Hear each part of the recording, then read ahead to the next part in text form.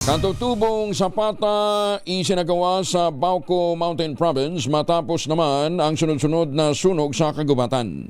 Ano kaya yung katutubong Zapata? Alamin natin mula kay Romy Gonzalez sa RH 41 ay Bagdabigat. Romy. Nagsagawa ng tradisyonal na sapata ang mga residente ng Barangay Bagnen sa bayan ng Bauco Mountain Province bilang tugon sa serye ng mga sunog na sa kagubatan na sumira sa bahagi ng kanilang kabundukan at banta sa kanilang watershed. Pinangunahan ng mga opisyal ng barangay at mga nakatatanda ang nasabing ritual kung saan sama-samang nanumpa ang komunidad upang panagutin ang sino mang may kinalaman sa insidente.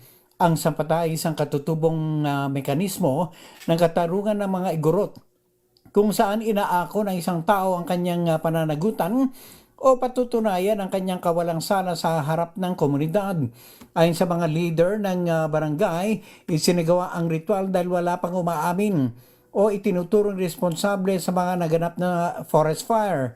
Sa pamagitan ng sapata, ipinapataw ang isang paniniwalang kaparusahan o sumpa sa sinumang nagkasala bilang paraan ng panawagan sa katarungan batay sa kanilang tradisyon. Bagamat hindi agad nakikita ang epekto nito, naniniwala ang mga katutubo na mananaig pa rin ang hustisya sa tamang panahon.